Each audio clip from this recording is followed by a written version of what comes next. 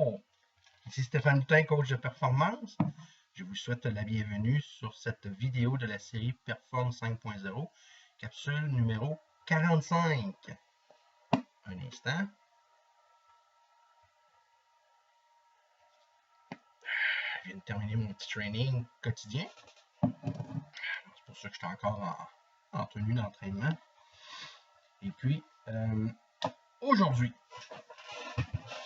on est à 5 vidéos de la fin de la série Perform 5.0. Il faudrait parler éventuellement du cash, money talk. Est-ce que se partir un business dans le coaching de performance, c'est une bonne idée? La réponse, c'est oui. Moi, je suis un des précurseurs du coaching de performance parce que quand j'ai commencé, j'étais presque seul. On n'était pas nombreux, tant au Québec qu'ailleurs. Le coaching n'est pas vu de cet angle-là. On a souvent associé le coaching au sport et avec raison. Par la suite, il s'est développé plusieurs branches dans l'industrie du coaching qui a été fondée essentiellement par Tony Robbins. Mais le volet performance en entreprise, le coaching sur les lieux de travail ou en privé, en consultation, ce qu'on appelle des rencontres cliniques, nous n'étions pas nombreux. Encore aujourd'hui, nous sommes plus nombreux qu'il y a 20 ans, mais il y a encore beaucoup de développement à faire. En fait, le coaching de performance, c'est une industrie de l'avenir. La robotisation va s'installer. Ça, c'est inévitable et inéluctable. Okay? Le progrès fait partie du développement humain. Donc, les robots vont côtoyer les humains. Même pendant cette période-là de notre histoire, il y aura toujours des humains. Puis il y aura toujours des exigences de performance pour les humains. Et le coaching de performance va devenir encore plus important dans les prochaines années parce qu'on va se rendre compte que la pénurie de main-d'œuvre, elle va être là pour durer longtemps. Et lorsqu'elle sera comblée par l'arrivée massive de robots dans plusieurs industries, il va toujours y avoir des humains pareils. Donc, il y aura des coachs pour aider ceux qui déprimeront parce qu'ils n'ont plus d'emploi. Les psychologues aussi, ça sûrement. Mais également, il y aura des coachs pour garder au travail les gens qui peuvent performer et donner à l'entreprise. Alors oui, c'est un métier c'est une industrie qui a de l'avenir.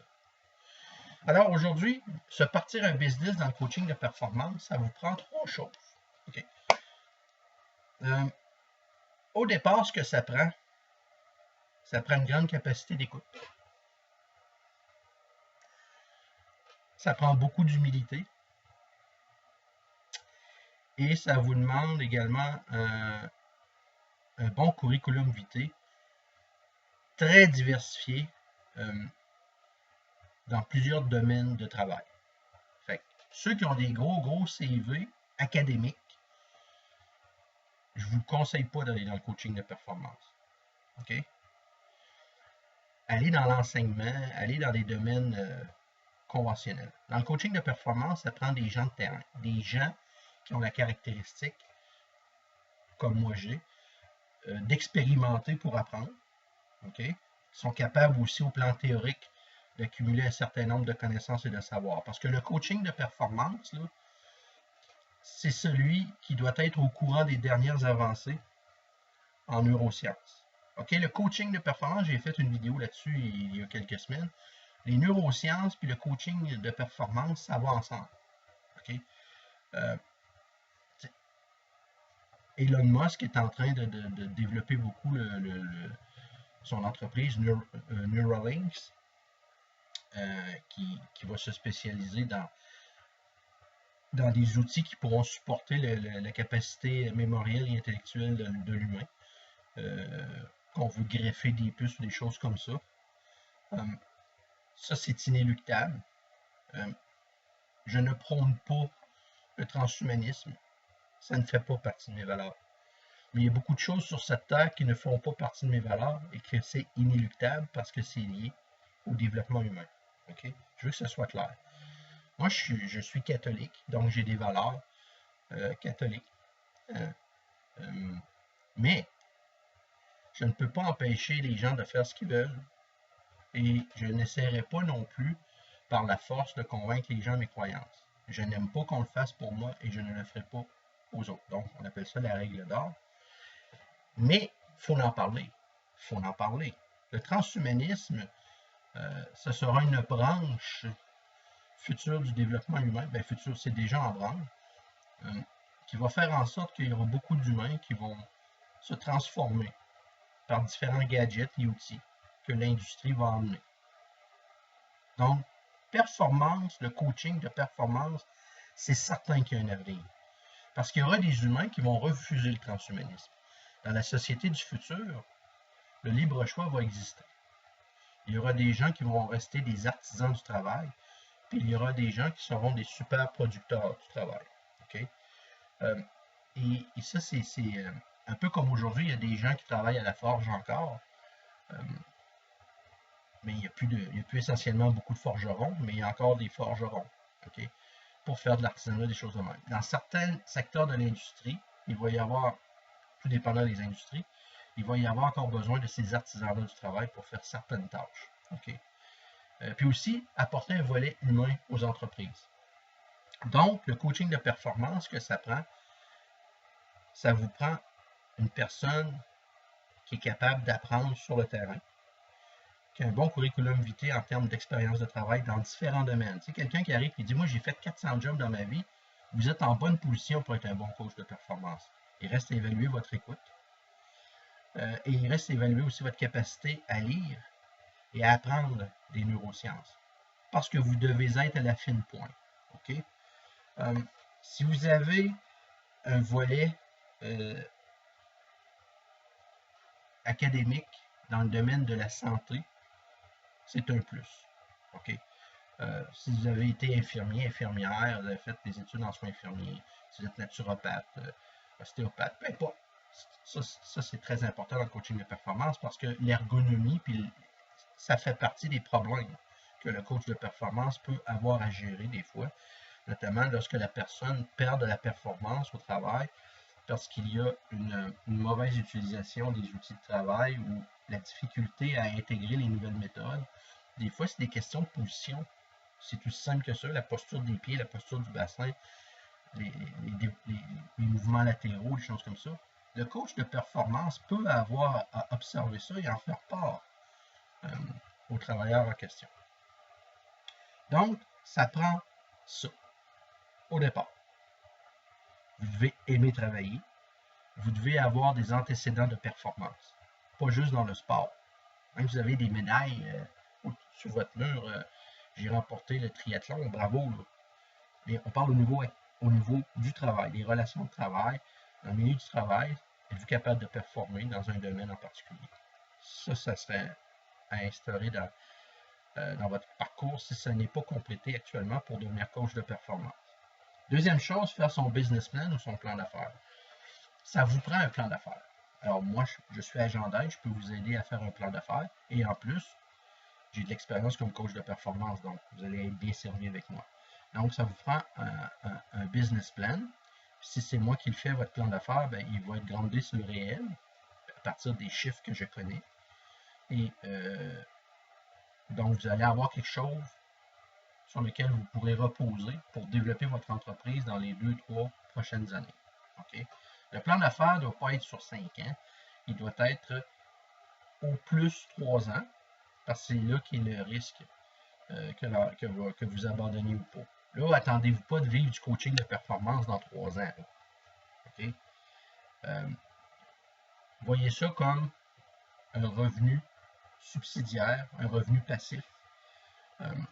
C'est une petite business. Puis la troisième chose que ça vous prend, puis c'est là que ça va déterminer votre chiffre d'affaires dans la 4e et 5e année, c'est monter sa clientèle. Okay? Monter sa clientèle, c'est bien, bien important parce que c'est le travail le plus difficile pour le coach de performance. Vous devez développer vos relations. euh, avec les gens d'affaires, avec des travailleurs aussi, parce que les travailleurs peuvent vous permettre d'entrer dans les entreprises. N'allez pas croire que vous devez toujours aller serrer la main à des gens d'affaires dans les 5 à 7. OK? Moi, ça fait, je ne me souviens plus combien d'années, je fais plus de 5 à 7. Puis mes affaires vont bien. C'est sûr que j'en ai déjà fait dans le passé, puis ça m'a aidé dans mes business, mais ce que vous devez savoir, c'est que euh, monter cette clientèle, c'est un travail au quotidien. OK? Donc, si vous êtes coach de performance, nécessairement, vous avez un mindset positif. Puis si vous avez un mindset positif, chaque jour est une opportunité. Donc, il n'y a aucun problème. Ce ne sont que des défis.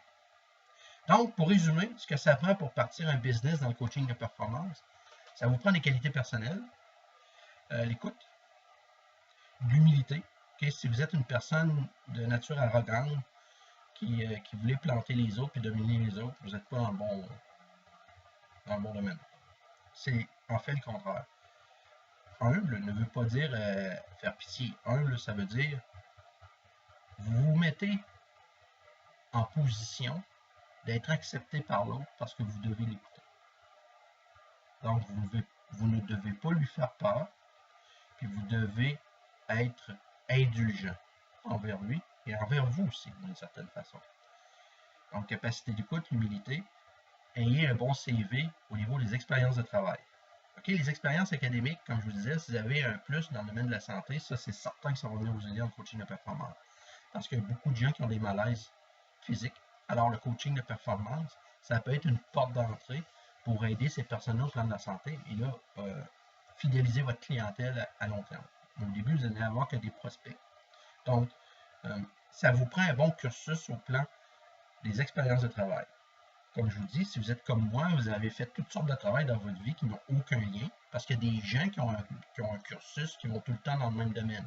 Ils ont étudié les sciences politiques, ensuite sont allés dans la fonction publique, après sont allés dans l'École nationale d'administration publique, après sont devenus plus haut, puis ainsi de suite, puis aujourd'hui sont devenus sous-ministres. C'est des belles carrières, avec de beaux fonds de pension, puis ont de l'argent dans leur poche, mais ça doit répondre à un certain type de personnalité.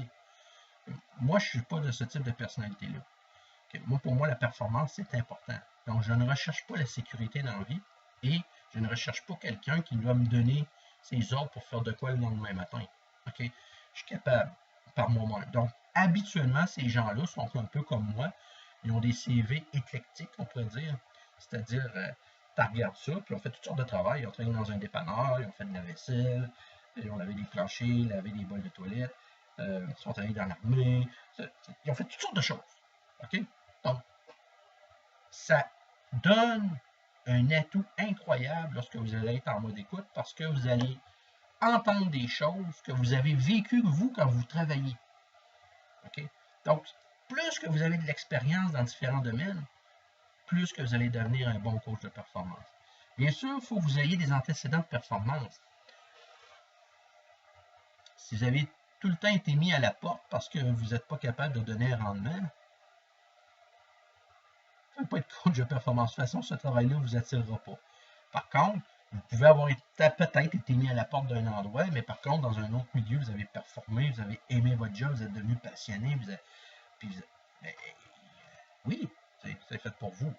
Mais si vous êtes quelqu'un qui est no profile, puis que vous voulez toujours rester dans les bonnes grâces de tout le monde, le coaching de performance, ça ne peut pas être fait pour vous, parce que ça veut dire que vous n'êtes pas prêt à franchir des frontières pour aller plus loin, même au risque d'être incompris par vos pairs. La performance, c'est une exigence. Okay? Donc, une exigence, c'est à vous que vous devez vous la faire. Donc, ça vous prend des antécédents de réussite en termes de performance. Enfin, ça je mets ça dans le premier critère global, c'est-à-dire ce que ça prend comme être humain. Ensuite, ce que ça prend pour monter votre business, c'est de faire son plan business, son plan d'affaires. Donc, ça, c'est le deuxième critère que ça prend, faire son plan business.